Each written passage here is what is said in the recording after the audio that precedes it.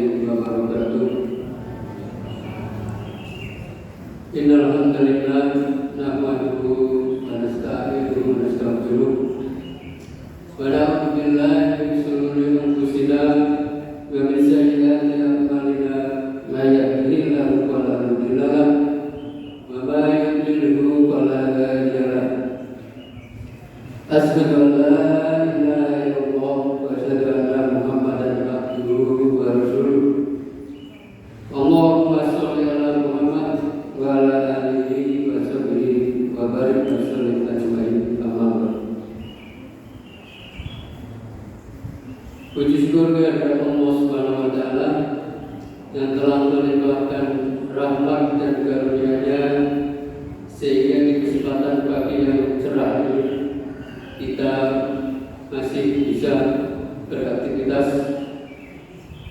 tak lain yaitu melaksanakan sholat subuh berjamaah dan dilanjutkan dengan kajian kuliah subuh yang bertempat di Masjid Darul Arqam Kamil kali ini dengan sehat dan tanpa kurang satu. Salawat serta salam semoga tetap tercurahkan kepada junjungan Nabi kita Muhammad Sallallahu Alaihi Wasallam beserta keluarga, sahabat, dan semoga dapat terlimpahkan pula kepada orang-orang yang selalu berusaha mengikuti petunjuk beliau. Di sini akan saya bacakan beberapa susunan acara. Yang pertama adalah pembukaan, kemudian dilanjutkan langsung dengan acara inti yang pada pagi hari ini yang akan disampaikan oleh Al-Ustaz Ibu PD dengan tema menyikapi qada dan qadar Allah Subhanahu wa taala. Kemudian acara yang selanjutnya yaitu penutup. Dan mari kita langsung saja buka acara pada pagi ini dengan bacaan basmalah bersama. Bismillahirrahmanirrahim. Dan untuk selanjutnya bisa langsung ke acara inti yang akan disampaikan beliau Al-Ustaz Disunahan. Kepadanya waktu dan tempat kami persilakan.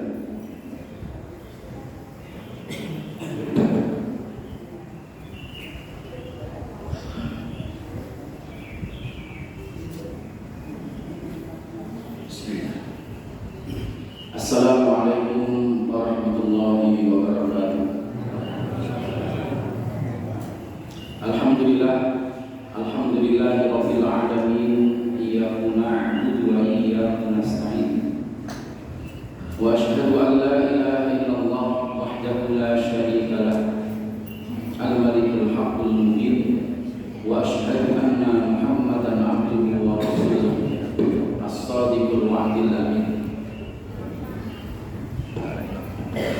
Allahumma salli wa sallim wa barik ala nabiyyina Muhammadin wa ala alihi wa sahbihi wa ala kulli man ihtada bi hadihi ila yaumiddin, amma ba'd.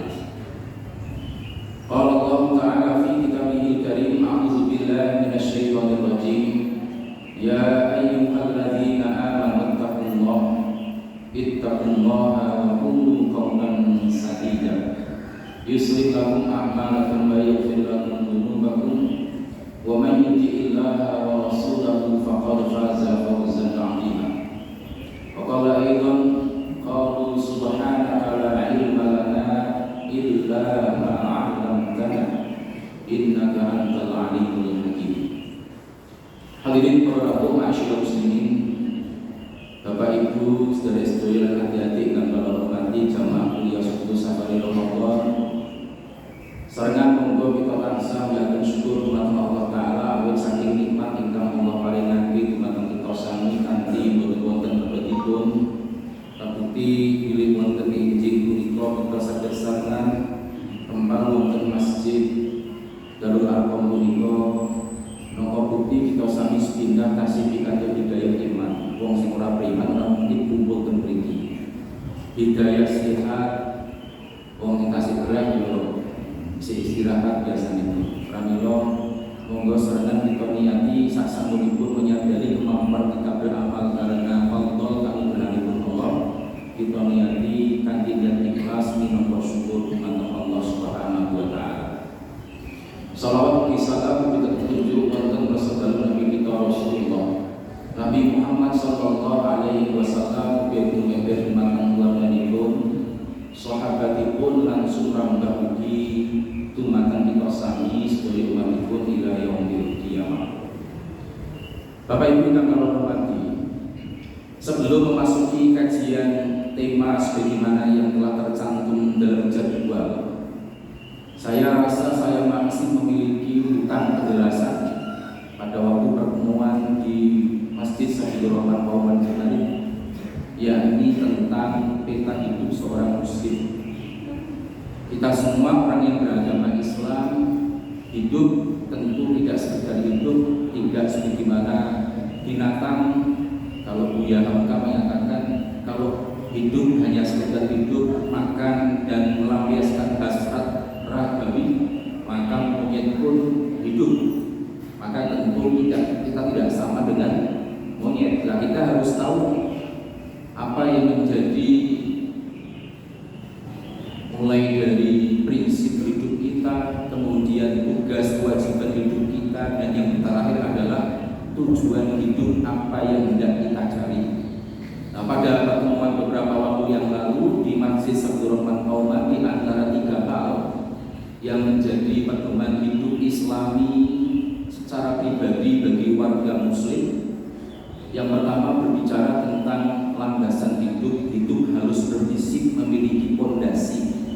Nah, kemarin telah kita kaji pondasi kehidupan adalah akidah, beriman dan mentauhidkan Allah Subhanahu wa taala dengan segala penjelasannya kemarin.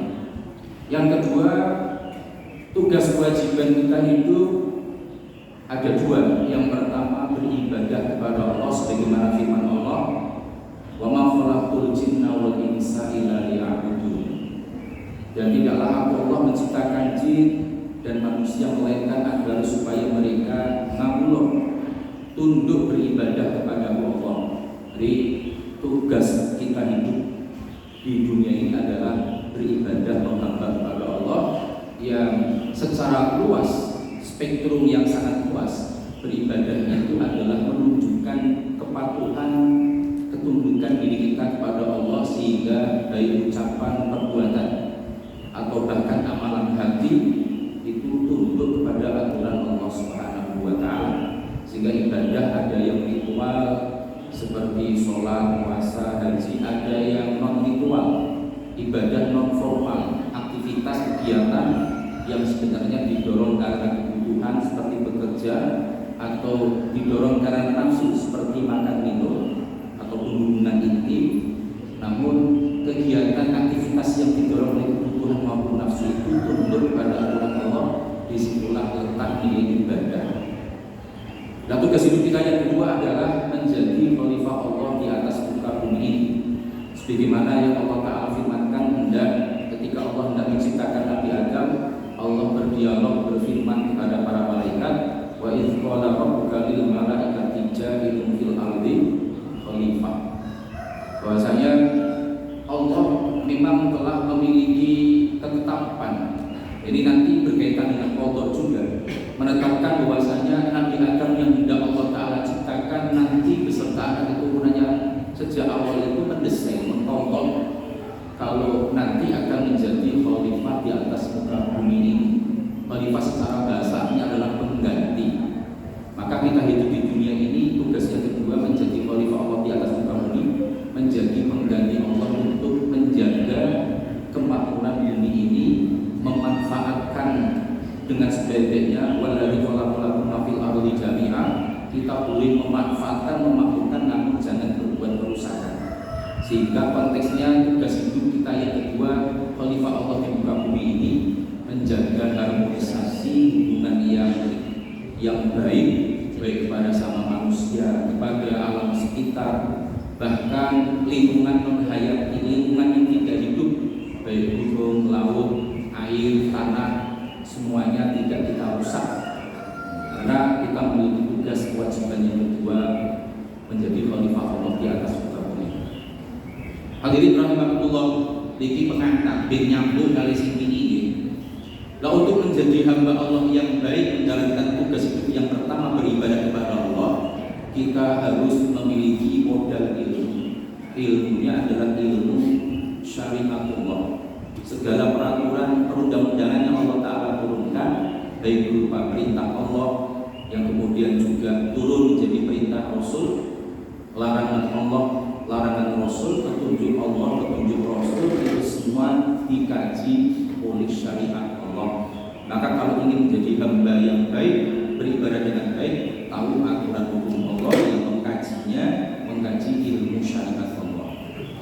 Sementara tugas hidup kita yang kedua menjadi khalifah Allah di atas muka bumi, ini tentu pun harus bermodalkan ilmu, yaitu ilmu tentang sunnatullah, ketetapan Allah terhadap semua makhluk.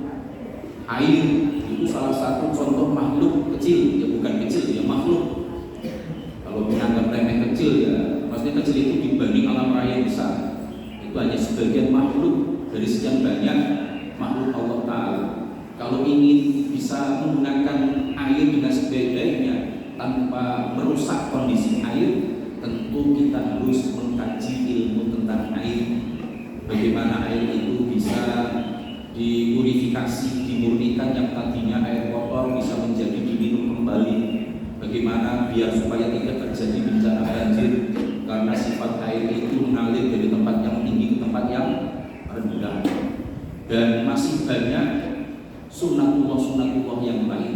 Mengkaji sunnatullah akan melahirkan disiplin ilmu, seperti mengkaji air dengan secara seksama, menjadi pakar tentang keairan, ahli air, menjadi seorang hidrolog misal, dan banyak yang lain sebagainya. Sehingga pada dasarnya kita hidup di dunia ini sebenarnya dengan dua bekal tadi, syariatullah dan sunnatullah, ini dimaksudkan agar kita bahagia di dunia dan di akhiratnya.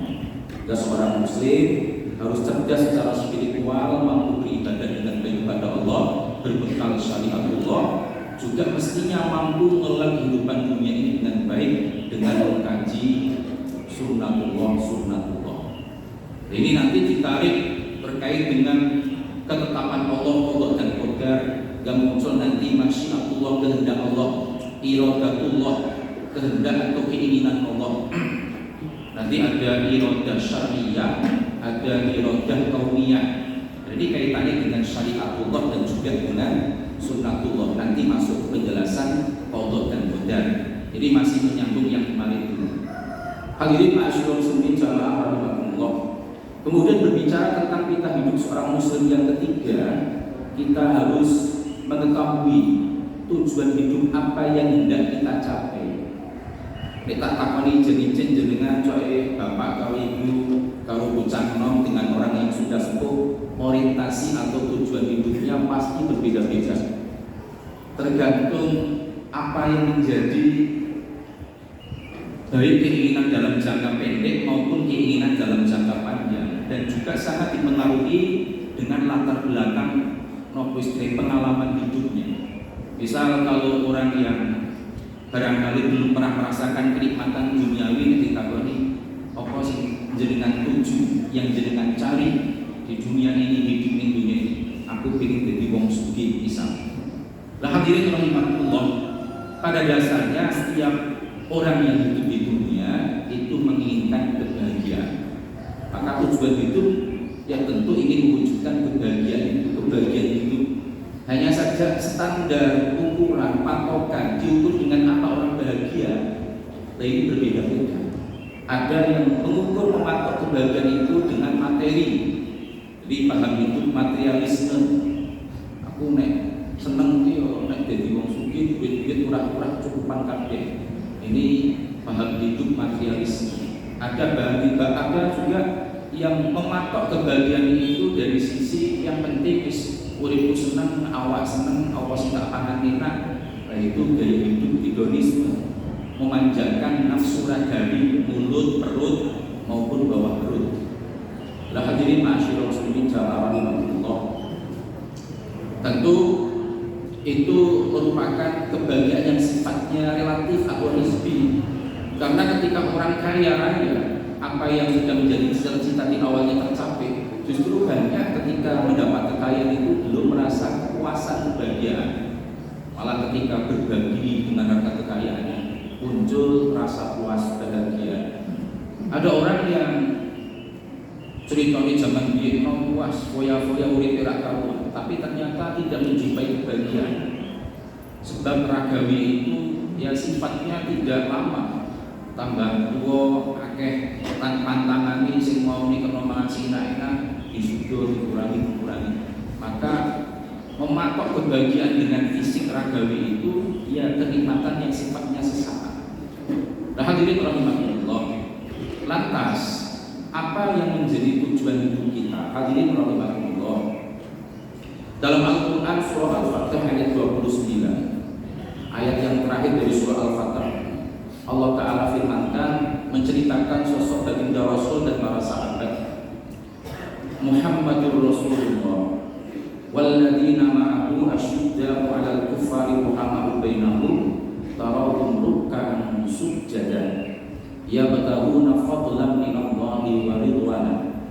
Muhammadur Rasulullah, Nabi Muhammad itu sallallahu alaihi wasallam adalah utusan Allah Subhanahu wa taala, sebuah deklarasi dari Allah, pengumuman. Walladzi ma'ahu, dan orang-orang yang bersama dengan beliau Rasul. Kalau yang bersami secara fisik ya para sahabat, karena memang hidup bareng semasa dengan Nabi. Dan ini para mufasir lebih banyak mengartikan walladzina ma'ahu, orang-orang yang bersama beliau itu para sahabat, orang-orang yang bersama beliau. Namun nanti kalau kita tarik ke belakang, ya sepatutnya pula kita masuk ke dalam golongan walladzina ma'ahu, orang-orang yang bersama Nabi. Meskipun secara fisik kita tidak bersama dengan Nabi, tapi kita membersamai dari sisi ideologi. Kita beriman kepada baginda Nabi, kita pun berupaya menjadi pengikut setia baginda Nabi sallallahu alaihi wasallam. Maka kalau ditarik lebih luas, ayat ini berbicara secara umum, menceritakan apa yang terjadi dulu di masa Nabi dan para sahabat, juga agar menjadi contoh bagi pengikut Nabi setelahnya, termasuk kita semua. Walladzina ma'ahu, dan orang-orang yang bersama beliau Rasul. Apa sifat karakternya? Asyidda'u 'alal kuffar, tegas kepada orang-orang kafir. Ruhama'u bainahum, berkasih sayang, berlemah lembut kepada sesama kaum muslimin. Ojo diwali-wali. Kalau wong padha agama Islam ini kenceng, malah ana pengajian ini diacungi bogem mentah ya. Bogem dia bogem mentah ya. Dia ancam untuk dilakukan tindak kekerasan. Itu malah podo kalau Islami seperti itu keliru. Allah Ta'ala firmankan sikap Nabi dan para sahabat itu ya mengikuti mengedepankan sikap tegas kepada orang-orang kafir, ruhama'u bainahum, sebaliknya kepada semua muslimin mengedepankan sikap kasih sayang, lemah lembut. Ojo diwalik kalau non muslim malah rangkul-rangkulan, bolong-bolan, tapi kalau orang Islami malah berlebihan. Nah, hadirin rahimahumullah, tarahum ruk'an sujjadan. Engkau bisa melihat mereka Nabi dan para sahabat itu terbiasa rukuk dan sujud, menjaga ibadah sholatnya. Ya bataghuna fadlan minallahi wa ridwana. Mereka Nabi dan orang-orang yang bersama beliau alias para sahabat, dan juga turun pada kita semua harus meniru sebagai pengikut Nabi, itu memiliki orientasi tujuan yang tahuna. Mereka mencari fadlan minallahi wa ridwana, satu fadl anugerah dari Allah, wa ridwana, dan yang kedua mencari ridwan, keridhaan Allah Subhanahu wa taala. Ini kalau kita merujuk pada ayat ini berarti tujuan hidup kita ada dua yang mesti kita cari. Satu fadl dari Allah, yang kedua ridho dari Allah Subhanahu wa taala. Apa sih fadl yang menjadi tujuan hidup kita yang pertama? Hadirin rahimakumullah, kalau merujuk pada tafsirnya Imam Al-Qurtubi, fadl di situ langsung diartikan surga. Yang dicari adalah surga Allah Ta'ala, waridwana, dan ridho Maka ridho itu ya orientasinya ya juga ukhrawi semua. Jadi kalau merujuk kepada penafsiran Imam Al-Qurtubi kan semuanya orientasinya akhirat. Namun ada penafsiran yang bagus. Menurut Imam Ibnu Katsir, saya lupa mengutip siapa, Imam Qatadah atau siapa, beliau menjelaskan fadl itu ya kenikmatan duniawi. Fadl itu kelebihan kanugrahan ingkang sifatipun fisik materi. Sementara keridhoan, ridho Allah ridho, senang suka kepada kita itu enggak terlihat. Maka itu lebih ke sifatnya spiritual yang tidak kelihatan. Nah, hadirin ma'asyiral muslimin rahimakumullah. Imam Al-Qurtubi mengartikan fadl, tujuan hidup kita yang pertama mencari fadl anugerah dari Allah, dijelaskan sebagai surga langsung. Sing dulu fadl itu adalah surga Allah. Karena memang ada dasar yang digunakan hadisnya, kalau nggak salah Imam Muslim, bahkan dari Imam Al-Bukhari itu disebutkan dalam Sahih Bukhari. Abu Hurairah radhiyallahu taala anhu beliau mendengar Rasul bersabda, "Saddidu wa qarib, fa innahu la yunjikum." Fa'innahu la yunji ahadukum amaluhu. Ketahuilah para sahabat, sungguh yang menyelamatkan kalian itu bukan amalan kalian. Sahabat yo tuh kaget. Lho kok amalane ora ndadekake manfaat bisa nyelametake niku. Lajeng pripun Nabi penjelasan napa teng jenengan disami sing marakake bincang selamat ten akhirate saged mlebu surga terhindar dari api neraka itu bukan amalan kita. Maka Nabi pun menjawab, wala ana, dan saya juga, saya tidak selamat karena amalan saya, illa ayyatal ghammadani Allah bi rahmatin min wa fadlin, kecuali apabila Allah Taala mencurahi aku dengan rahmat dan fadlnya. Karena di sini disebutkan yang menjadikan kita selamat kelak bisa dimasuk surga terhindar dari neraka itu rahmat dan fadl. Imam Al-Qurtubi mengartikan yang menjadi orientasi tujuan hidup Nabi dan para sahabat, fadl itu adalah surga Allah Ta'ala. Lah hadirin ma'asyiral muslimin rahimakumullah. Ya, sejenak sebelum meneruskan penjelasan tentang tujuan hidup fadl ini, dalam hadis tadi Nabi sebutkan, beliau dawuhake yang menjadikan kita selamat hakikatnya adalah fadl dan rahmat Allah Subhanahu wa taala, bukan amalan soleh kita. Pertanyaannya, lantas apa fungsi manfaat dari amal soleh yang kita kerjakan? Hadirin rahimakumullah. Kalau menurut keyakinan ulama atau ulama akidah Ahlussunnah itu memang seperti itu, karena Nabi sabdakan yang menjadikan kita selamat itu yang pertama rahmat, kasih sayang Allah, yang kedua fadl dari Allah. Sebab kita beramal soleh, bisa puasa, bisa sholat, yang pertama karena kita mendapatkan rahmat kasih sayang Allah berupa hidayah dari Allah. Yang kedua, kita bisa sholat, puasa, bahkan ibadah yang menggugurkan materi seperti sedekah, haji, itu kita pun mendapatkan faktor anugerah dari Allah yang berupa kemampuan, baik kemampuan fisik maupun kemampuan materi. Maka hakikatnya yang menyelamatkan kita bukan amal perbuatan kita, karena sejatinya sesungguhnya amal perbuatan kita itu bifadlillah, karena kemudahan fadl dari Allah Ta'ala. Lantas di mana fungsi amal soleh? Menurut ulama akidah Ahlussunnah, amal soleh kita itu berfungsi untuk membedakan kelak di akhirat sing pantes dileboni surga sing kelas opo, apa kelas tribun panasan atau udan-udanan nek nonton bal-balan, apa kelas VIP surga Jannatul Firdaus tribun sing ngadepi buri gawang ngerti langsung saja krono Jannatul Firdaus itu surga yang paling tinggi sekali. Nah ini letak isi marotibit darajat untuk membedakan martabat tingkatan derajat kenikmatan kelak di akhirat itu amal soleh kita. Gono lawang khusus kanggo ngomposo bagus ya, ono khusus yang gawe biasa sedekah bagus sedekah dan yang lain sebagainya. Tapi hakikatnya yang menjadikan kita selamat adalah fadl dan rahmatnya Allah Ta'ala.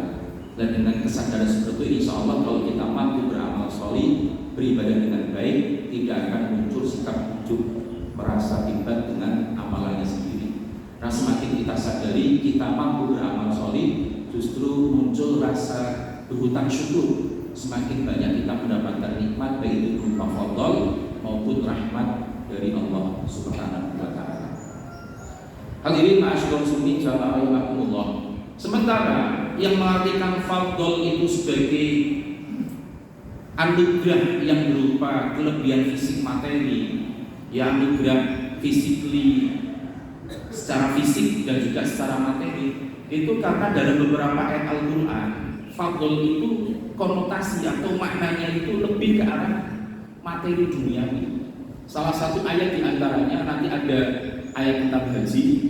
Orang yang haji itu boleh juga untuk sembari berdagang boleh, asal niatnya tetap utamanya berhaji untuk mencari keridhaan Allah. Nah itu ada kata-kata fadl di dalam ayat itu. Demikian pula ketika dalam surah Al-Jum'ah, ayat yang memerintahkan kita semua khususnya kaum laki-laki untuk mendirikan sholat Jumat, kan diawali dengan ya ayyuhalladzina amanu idza nudiya lis-sholati min yaumil jum'ah fas'au ila dzikrillahi wa dzarul baik, tinggalkanlah jual beli di Jumat dan sholat Jumat. Kemudian pada ayat berikutnya fa idza qudiyatis sholatu famtashiru fil ardi wabtaghu min fadlillah.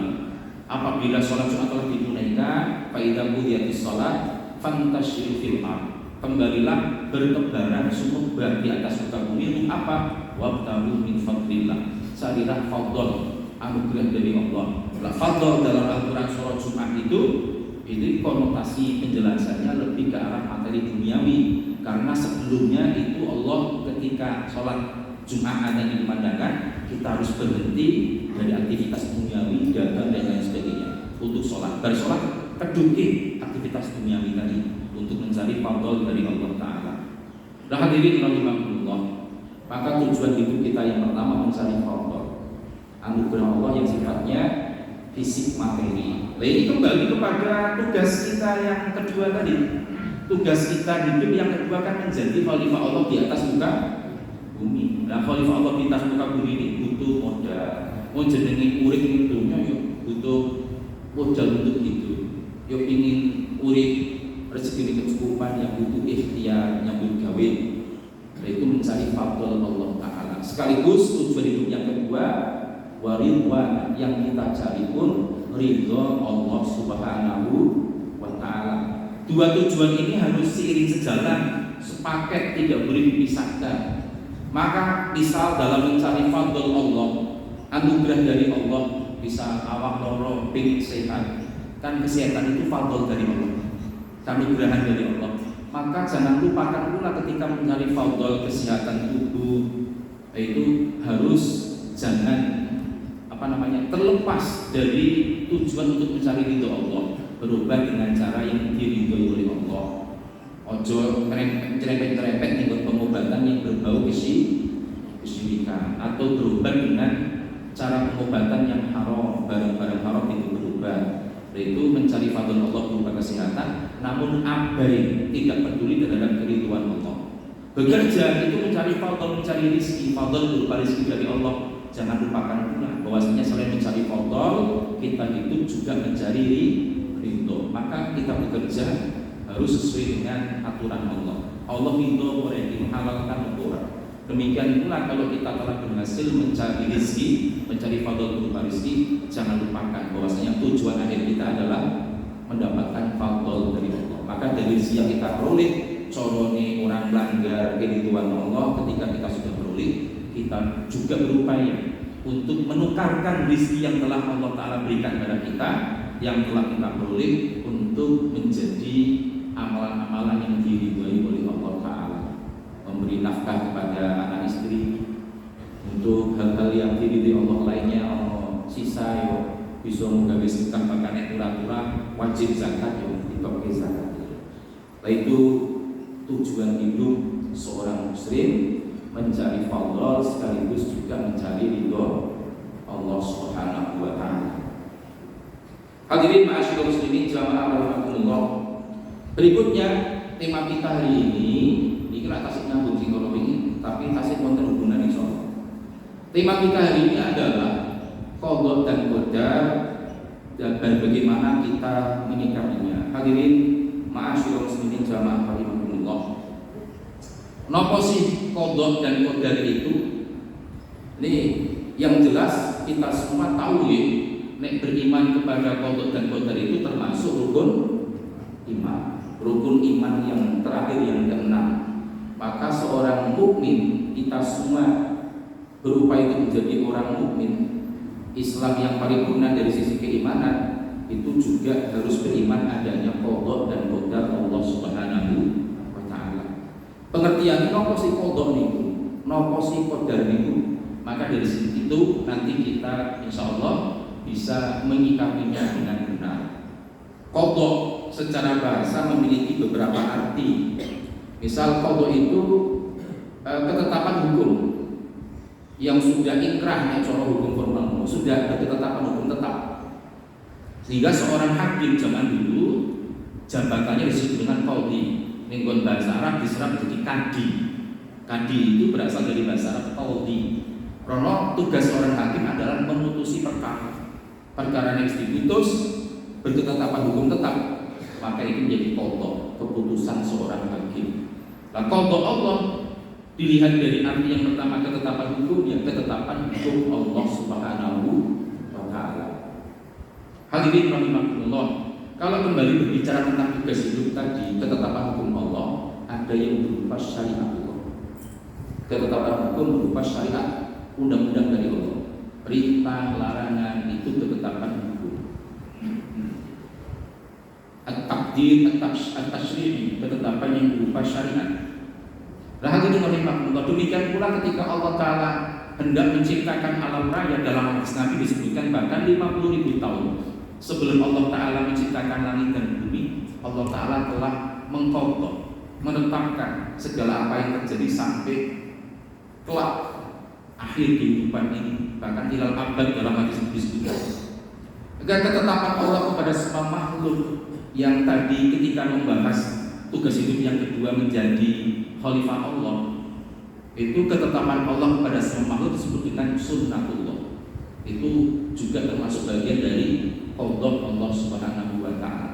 Misal Allah menetapkan sebelum menciptakan api, menciptakan air dan semua makhluk Allah sing gampang kanggo contoh iki gendi karo banyu. Ketika Allah hendak menciptakan semua makhluk termasuk api contohnya, Allah telah menetapkan mengqadha.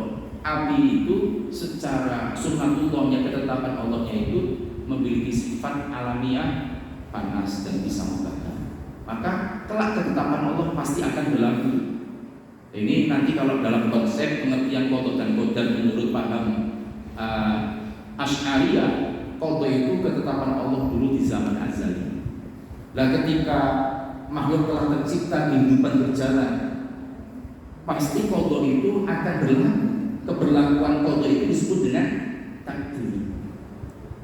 Geni bakar, krono panas, itu sunnatullah, ketetapan Allah terhadap api. Nah, hadirin rahimakumullah, ulama Ahlussunnah tetap meyakini karena pada dasarnya makhluk api itu makhluk Allah yang memberikan kemampuan membakar, kudroh membakar pada api itu juga Allah. Sebenarnya yang mampu membakar itu bukan api dengan sendirinya, tapi ketetapan Allah yang Allah Ta'ala berikan pada api, kemampuan hawa panas dan membakar. Jika Allah Ta'ala berkehendak, meskipun di awal itu Allah Ta'ala meletakkan mengqadha api itu panas dan bisa membakar, ketika berjalan dalam kehidupan, karena Allah yang Maha Kuasa yang memberikan kudrat kepada api, bisa saja Allah merubah api menjadi ini. Ketika sebagaimana yang terjadi pada diri Nabi Ibrahim alaihissalam mau dibakar oleh Raja Namrud, Allah Ta'ala berfirman, "Qulna ya naruni bardan wa salaman ala Ibrahim." Wahai api, kul, katakanlah, qulna, kami Allah berfirman, ya naruhi geni, kuni dadiyo sira geni bardan adem. Orang yang adem kok bisa katisen, bisa sekarat juga. Wassalaman, selain adem juga menyelamatkan ala Ibrahim terhadap Nabi Ibrahim. Lah hadirin rahimakumullah, nanti kalau orang paham dengan konsep qadha qadar semacam ini, ikhtiar itu wajib. Ikhtiar itu wajib. Ingin oleh valor rezeki, ya ikhtiar nyebut gawe. Ingin waras, ya ikhtiar berubah. Tapi bagi seorang muslim yang memberikan kesembuhan kalau mencari obat, yang memberikan rezeki itu adalah Allah. Karena semuanya tidak lepas dari qadha sejak zaman azali, bahkan terjadinya ketika proses kehidupan berlangsung itu tidak lepas dari qadar Allah Subhanahu wa taala. Lah hadirin rahimakumullah, banyak beberapa arti selain qada itu artinya ketetapan hukum. Ada arti lain bahwasanya qada itu inqita'u syai' wa tamamuhu. Selesainya sesuatu dan selesai dengan sempurna itu qada. Jenengan wetenge milik, jenengan kemudian ke belakang bi'al bilah. Orang menyebutnya apa Bapak Ibu? Qada'ul hajat. Qada'ul hajat, menunaikan hajat. Hajatnya ditunaikan. Wis rampung, wis plong, wis rono rasa mles nek itu qada'ul hajat. Wong nyauri utange rampung disauri itu qada'ul dain. Menyelesaikan utang poso loro haid kalau perempuan, kemudian disauri setelah Ramadan selesai, itu qada usia, menyelesaikan tanggungan puasa yang ditinggal karena sakit atau karena haid tadi. Hadirin ma'asyiral muslimin jamaah rahimakumullah. Nah, kalau dikaji dari sisi kebahasaan semacam itu, sehingga kalau dikumpulkan dari beberapa arti qada dari secara kebahasaan tadi, yang namanya qada itu ya dapat disimpulkan ihkamu syai' wa itmamul amri wa hadha wa aslul ma'na qada wa ilaihi turja'u jami'u ma'ani qada al-waridat billah. Jadi Allah telah menyempurnakan, menetapkan dan menyempurnakan segala sesuatunya. Nah, kalau dalam perspektif pemahaman mazhab Asy'ariyah, qada ini terjadi sebelum Allah menciptakan langit dan bumi. Atau kebalikannya, janjane padha bae nek diwalik kalau dalam mazhab Maturidiyah. Kalau dalam mazhab Maturidiyah justru yang terjadi dulu ketika Allah sebelum menciptakan langit dan bumi itu qadar takdirnya. Allah menetapkan. Sementara kalau ketika kehidupan berlangsung kemudian ketetapan Allah itu terjadi, itu disebut dengan qada, hanya bolak-balik saja tapi pengertiannya sama, hanya penggunaan istilah yang dibalik saja. Hadirin ma'asyiral muslimin jamaah rahimakumullah. Sementara qadar secara bahasa arti qadar itu mablaghu syai' wa kunhuhu wa nihayatuhu.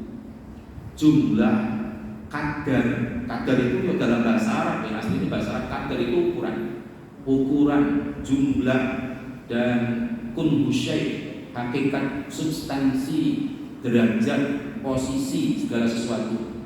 Itu qadarnya, itu makomnya, posisinya, kedudukannya, itu juga qadar dalam bahasa Arab. Qadar sendiri secara bahasa memiliki beberapa arti yang sebenarnya kesemuanya juga memiliki hubungan dengan arti qadar secara istilah.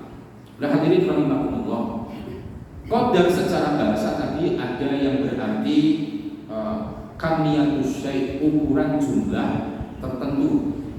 Segala sesuatu Allah ukurani, itu salah satu makna qadar. Lah ukuran itu Allah Ta'ala tetapkan sejak zaman azali. Ini menurut mazhab Maturidi.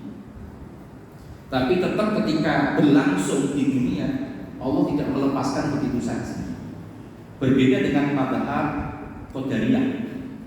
Mazhab Qadariyah yang kemudian juga dipahami dalam mazhab Mu'tazilah itu memahami takdir Allah itu telah berhenti ketika Allah telah selesai menciptakan alam raya ini. Qada Allah ya telah selesai didesain begitu saja, telah diatur. Jadi logika sederhananya bagi kaum muda yang akrab dengan dunia jajet barangkali biar memudahkan pemahaman. Jadi pemahaman qada dan qadar menurut kalangan Qadariyah Mu'tazilah itu sebelum menciptakan sebuah game misalnya sudah merancang bahasa pemrograman, dirancang. Rancangan Allah di awal itu ya qada. Allah memberi kemampuan nenggon game ono sosok jagoan lakon, kemampuannya kekuatannya 100%. Gue bisa kurang terpukul musuhnya, bisa tambah gue nenggon game mangan buah-buahan dan sejenisnya. Itu logika kesamaannya kira-kira paham kaum Jabariyah semacam itu. Allah mendesain saja. Ketika kehidupan telah berlangsung, sepenuhnya itu adalah urusan makhluk. Jadi dipahami free will, kebebasan berkehendak dan berbuat. Allah wis rampung urusan ketika mencipta sudah selesai, mendesain telah selesai ya sudah. Lah tentu ini bertentangan dengan banyak ayat maupun keterangan hadis Nabi Sallallahu Alaihi Wasallam, bahwasanya ayat Al-Quran juga Allah Taala firmankan kullu yaumin huwa fi sya'n. Allah itu senantiasa dalam setiap saat itu memiliki kesibukan, memiliki urusan. Di antaranya tadbirul amr, mengatur segala urusan makhluk, tidak dibiarkan begitu saja. Contohnya tadi ketika Nabi Ibrahim alaihissalam hendak dibakar oleh Raja Namrud dengan api. Kalau Allah berhenti sudah tidak urusi makhluk, ya api itu sifat yang Allah Ta'ala berikan sejak zaman azali. Api itu sifatnya panas. Tapi ketika berubah menjadi dingin, itu ada intervensi Allah. Itu logika berpikir kaum Mu'tazilah, kaum Qadariyah itu sebenarnya terbantahkan. Sehingga bagi kita semua kaum muslimin yang berfaham Ahlus-Sunnah, ikhtiar itu sekali lagi wajib. Namun jangan lupa tetap di balik ikhtiar kita harus bertawakal, karena yang memberikan kekuasaan, kemampuan kepada kita dan yang mengatur kehidupan itu Allah Subhanahu wa Ta'ala. Disinilah letak perbedaan kaum muslimin dengan orang-orang yang tidak memiliki religiositas atau keagamaan. Nek wong barat sangat ilmiah sekali. Pak perang yo kudu nyiapke alat-alat peperangan pertempuran yang handal, yang modern. Seraya mengakui sepenuhnya bisa engko menang atau gagal itu tergantung alat peperangan. Tapi kaum muslimin tidak. Itu ya diupayakan. Maka Allah memerintahkan wa aidu lahum mastata'tum min quwwati wa min ribatil khayl tulhibuna bi wallahi wa'du. Kita akan mempersiapkan, memang betul itu ikhtiar. Tetapi tetap kekuasaan untuk memberi pertolongan, memberi kemenangan itu Allah Subhanahu wa Ta'ala. Ikhtiar dilakoni, tawakal ora kurang-kurang. Kami fi'ati qalilan, ghalabat fi'atan katsiratan bi'idznillah. Betapa banyak kelompok pasukan yang sedikit jumlahnya, tidak persenjataannya kurang-kurang, namun mampu mengalahkan musuh yang lebih besar jumlahnya, lebih kuat persenjataannya bi'idznillah, karena izin dari Allah. Dan ini yang menguatkan barangkali, dan saya yakin bukan barangkali, saudara-saudara kita di Gaza, Palestina. Ketika nanti pada saat sebagaimana dalam perang Badar, idza balatil qulubul hanajir, memuncak ketakutannya, itu Allah Ta'ala akan menurunkan pertolongan. Nah, hadirin ma'asyiral muslimin rahimakumullah. Sehingga berbicara tentang qada dan qadar secara garis besar, kaum muslimin ya karang awali muslim ya itu kita sebut semuanya masih muslim lah, hanya berbeda memahami saja. Terbagi menjadi 3 kelompok mainstream, 3 arus besar terhadap pemahaman qada dan qadar. Satu, sebagaimana kaum Qadariyah tadi, yang memiliki keyakinan kemampuan manusia itu free, bebas, sudah tidak ada intervensi dari Allah Subhanahu wa Ta'ala. Manusia bisa waras, bisa sugih krana ikhtiare menungso sendiri.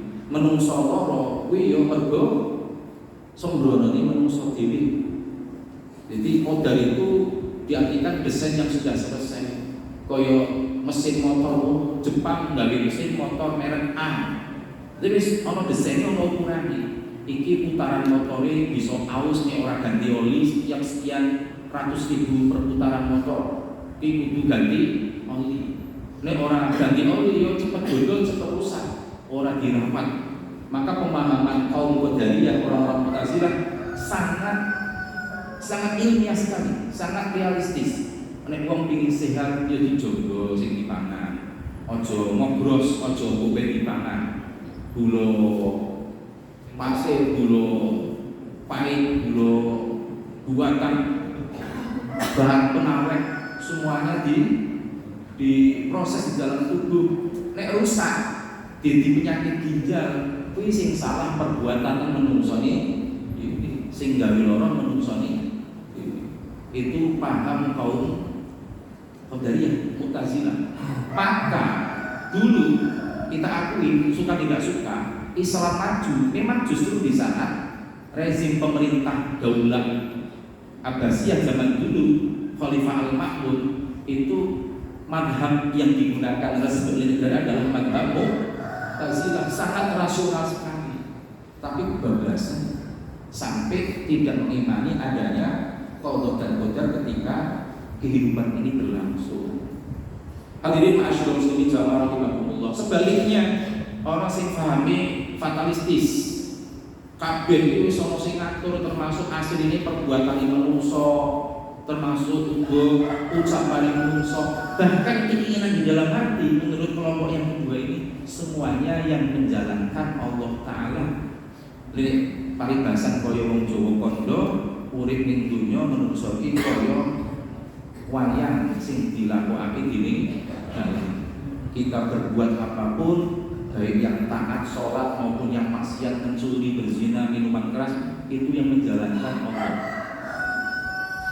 Sebab yang menciptakan manusia, makhluk termasuk perbuatannya, ucapan dan kehendaknya adalah Allah Ta'ala. Wallahu khalaqakum wa ma ta'malun. Allah yang menciptakan kalian dan apa yang kalian perbuat. Nah, ayat ini meskipun Al-Quran yang sama, ayat yang sama, nanti pemahamannya berbeda antara masing-masing kelompok tadi. Nah, hadirin rahimakumullah, nek bantah logika kaum Mu'tazilah tadi kan diberi contoh kisah Nabi Ibrahim terbakar enggak mempan, itu logika dan juga dalil nakli untuk mematahkan keyakinan orang-orang Mu'tazilah. Dan keyakinan orang-orang Jabariyah, kaum yang menyatakan meyakini manusia ora bebas, fatalistis, apa-apa dipasrahi lalu takdir koyo wis rasa pikir, sehingga terjadi kejumudan, kemandekan berpikir, kemandekan melakukan riset penelitian.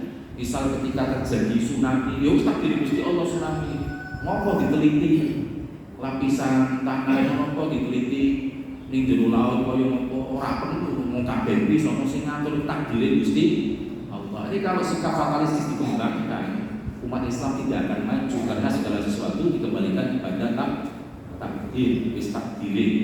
Nah, hadirin rahimakumullah, untuk membantah keyakinan bahwasanya semua tindakan makhluk sudah diciptakan oleh Allah, manusia tidak bebas berkehendak, tidak bebas berbuat, itu sangat sederhana mematahkannya.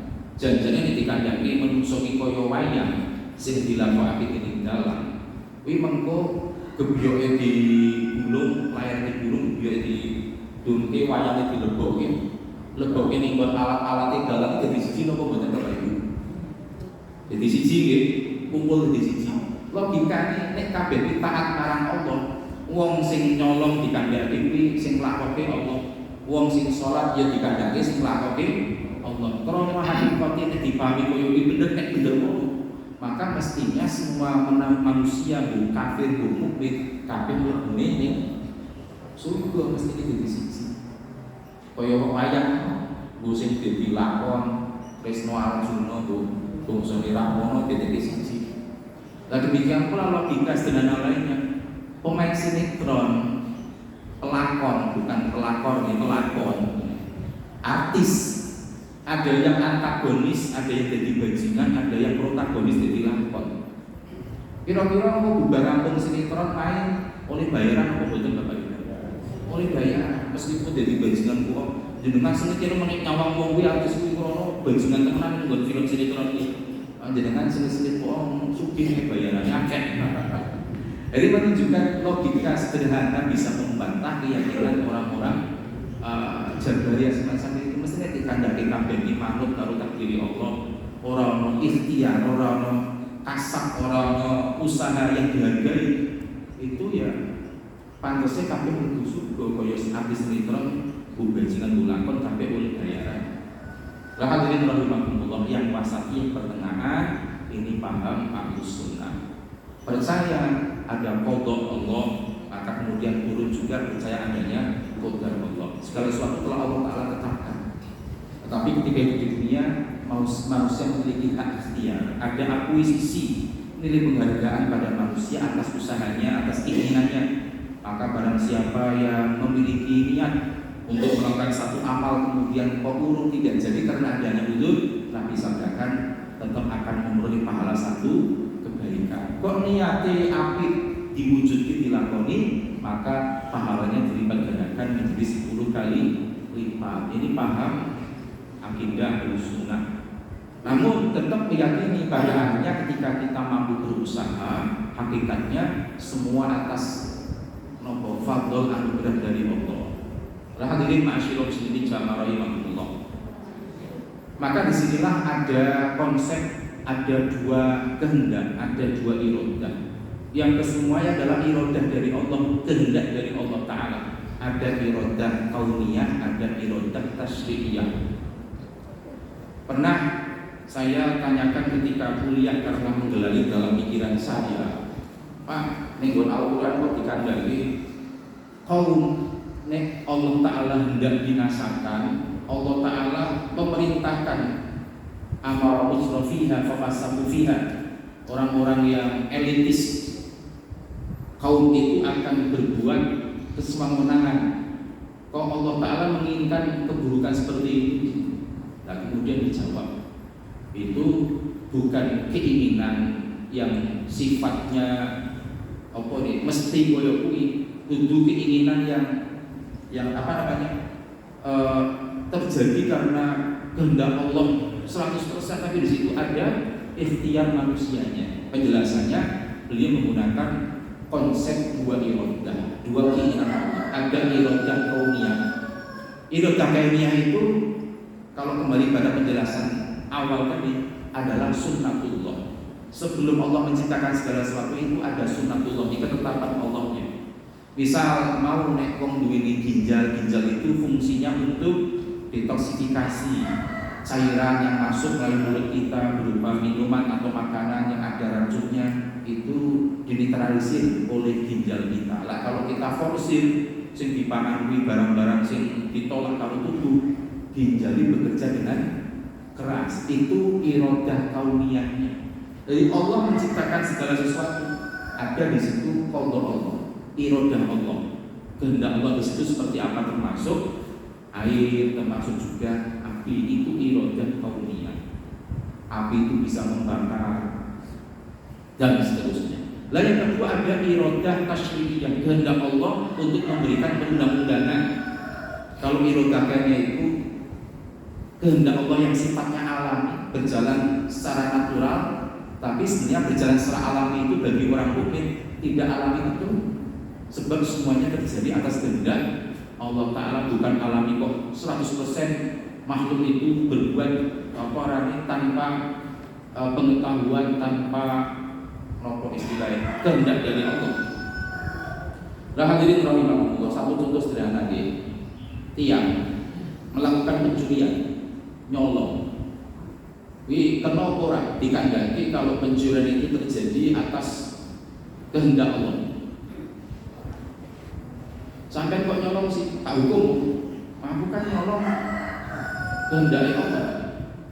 Kan katanya semua perbuatan makhluk itu ciptaan Allah dan terjadi atas kehendak Allah Ta'ala. Bahkan dalam Al-Quran, faman yuridillahu yashrah sadrahu lil Islam. Barang siapa yang Allah Ta'ala kehendaki untuk menerima Islam, hatinya Allah Ta'ala lapangkan.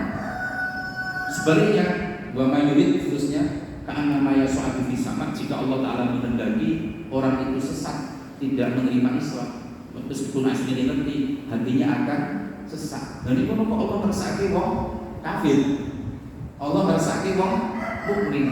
Berarti tak wong mencuri itu juga terjadi atas kehendak Allah.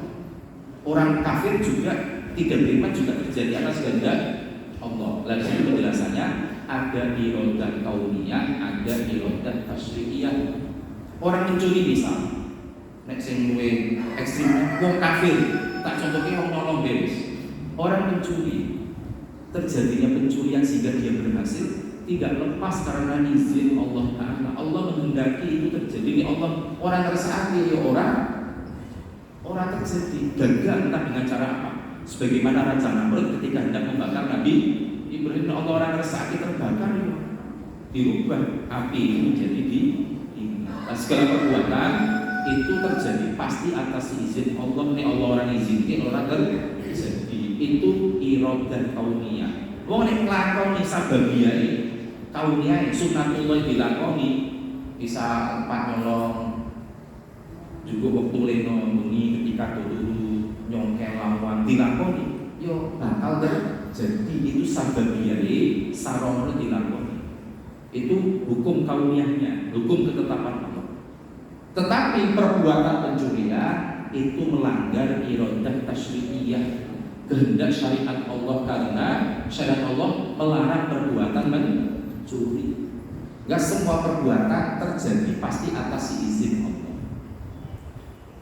Namun tidak semua perbuatan mendapatkan ridho dari Allah. Hanya perbuatan yang sesuai dengan syariat Allah lah yang akan kita sholat, misalnya sholat ya satu terjadi karena izin Allah. Kalau tidak mengizinkan, Allah tidak memberikan hidayah kepada kita, tidak memberikan kesehatan akal pada kita, koma waras bisa orang wajib sholat.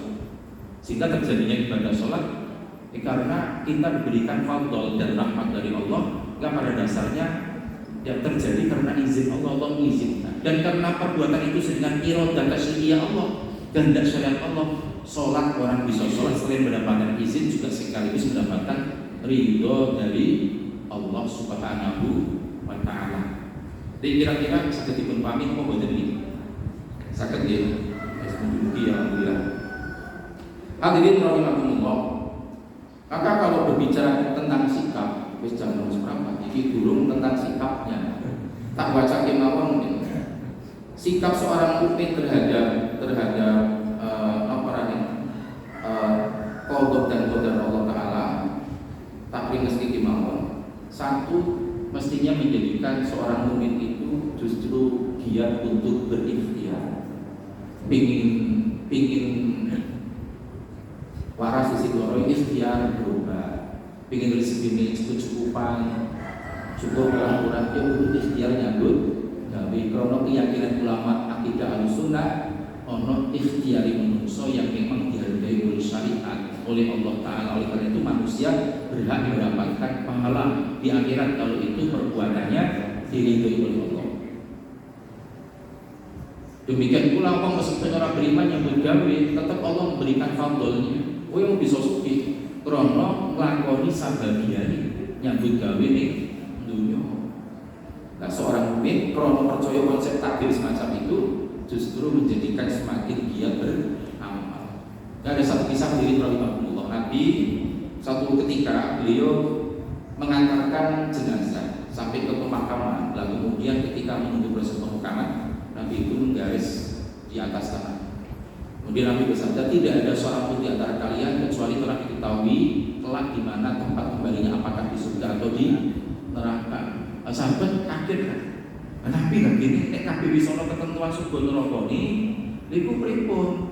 Nah kita yang wis ditak mlebu surga ora sarekoso ibadah, ora sarekoso amal saleh. Atau sebaliknya nek wong wis ditak mlebu neraka nggopo amal saleh rekoso citake mlebu neraka.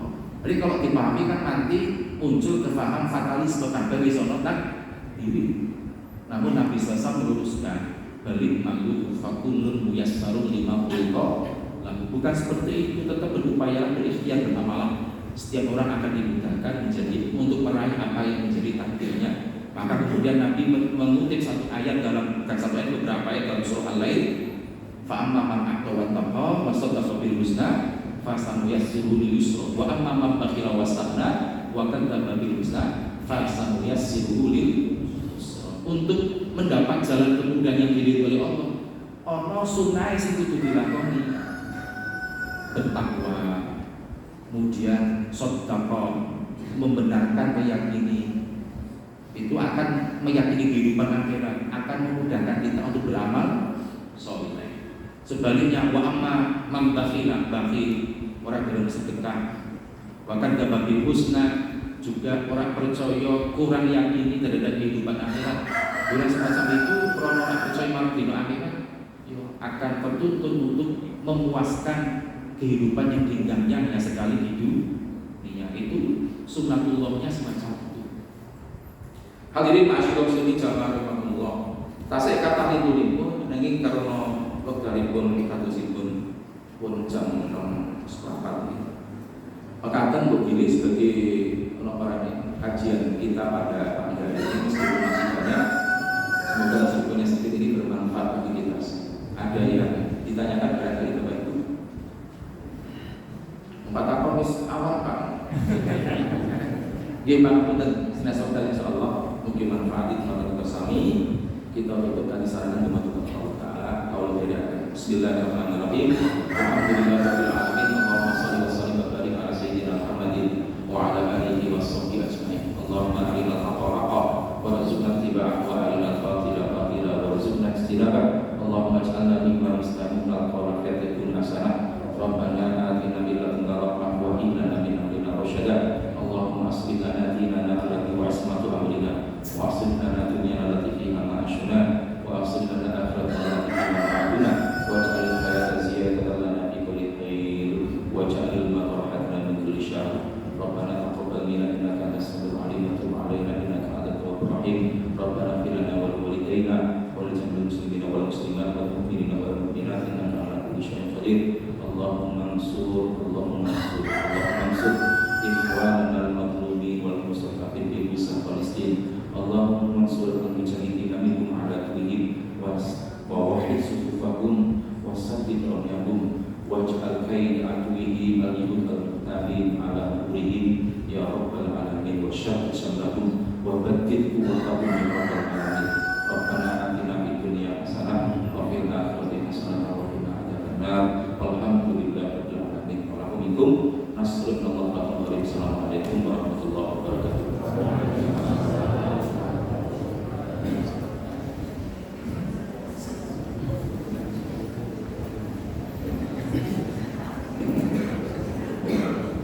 Terima kasih kepada Bapak Ustaz Hizbul Sahar yang kami mengucapkan terima kasih.